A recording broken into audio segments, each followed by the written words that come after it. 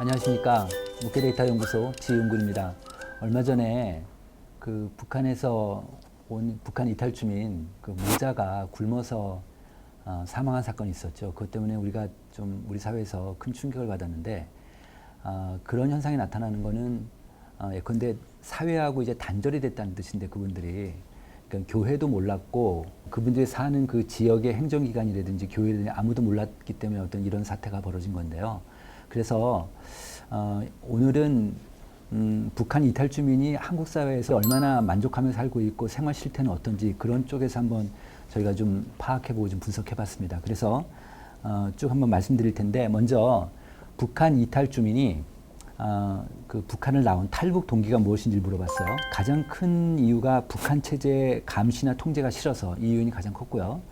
두 번째가 식량이 부족해서 또 세 번째가 가족에게 더 나은 생활 환경을 주려고 또 돈을 더 많이 벌고 싶어서 그러니까 북한을 나온 가장 큰 이유는 경제적인 이유다 이렇게 좀 얘기할 수 있고요. 그런데 한국 사회에 와 보니까 이제 뭐 이제 어느 정도 교육도 받고 이제 하나원을 통해서 이제 일반인과 같이 생활하게 되면 이제 정착금도 받고 막 그렇게 되는데 그런 비용들이 실제로 남한 사회에서 살기에는 좀 부족한 거죠. 우리도 다 알다시피. 그래서 이분들의 연평균 가구 소득을 물어봤어요. 그랬더니 연평균 가구 소득이 평균 2,835만 원이 되었습니다. 그러니까 한 사람이 아니라 한 가구죠. 그러니까 한국 사회에서는 굉장히 작은 금액인데 1,000만 원 이하가 17%, 그 다음에 1,000만 원에서 2,000만 원 미만이 23%예요. 그러니까 연 가구 소득이 2,000만 원 이내가 40%니까 5가구 중에서 2가구니까 좀 우리 사회에서는 어느 정도 좀 하류층이라고 좀 볼 수 있습니다. 또 하나는 이제 이분들이 이렇게 좀 어렵게 사니까 자살 충동에 대해서도 물어봤습니다. 그랬더니 한국인들 일반 국민들이 자살 충동률이 1년에 한 5% 정도 됩니다. 그런데 이분들은 1년에 15% 정도 됩니다. 그러니까 일반인들에 비해서 한 3배 정도가 높은 자살 그 충동률을 보이고 있습니다.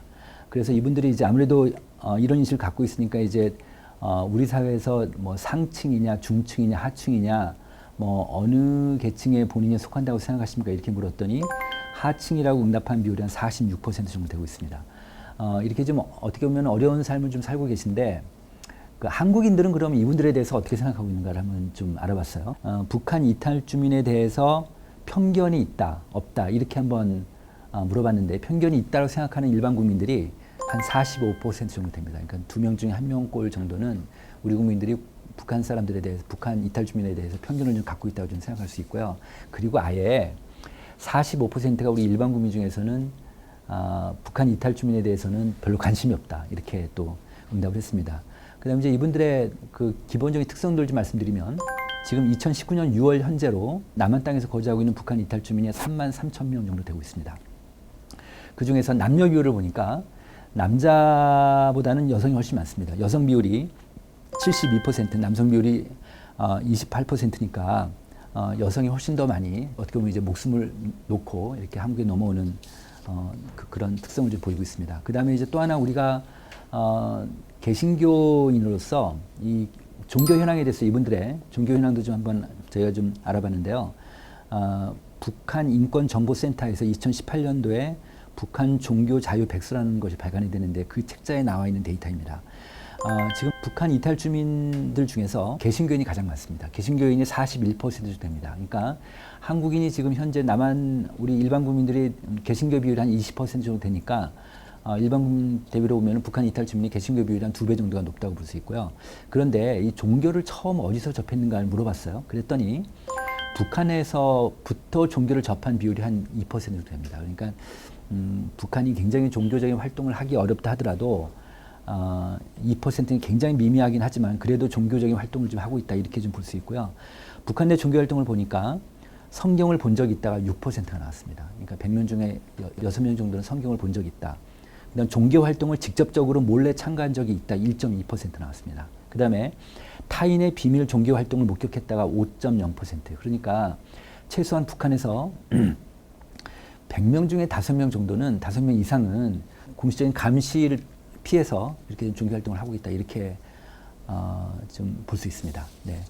이번에는 그러니까 지금 이제 이렇게 북한 이탈 주민이 이제 이런 어려움을 살고 있는 교회가 좀 어떻게 해야 될까? 교회 대응이 뭔가를 한번 생각해 봤습니다. 우리가 보면 이제 선한 사마리아인처럼 우리의 이웃이다 이렇게 우리가 충분히 얘기할 수 있는데 이분들이 새로 이주 오게 되면 정부에서 이렇게 많은 지원이 있지는 않습니다. 그러니까 교회에서 이분들한테 멘토 역할을 해주면서 뭐 그 가재 도구도 좀 약간 이렇게 도와주고 이렇게 하면서 관계를 맺고 그렇게 하면서 전도도 하게 되고 자 이분들을 교회에 모시고 오는 순간 이제 아까 제가 말씀드린 것처럼 굶어서 사망하는 일이 이제 원천적으로 없겠죠. 그래서 우리 같이 이렇게 개신교화되는 그런 역할을 좀 한국교회에서 했으면 좋겠다. 그런 생각을 해봤습니다. 오늘은 여기까지 마치겠습니다. 감사합니다.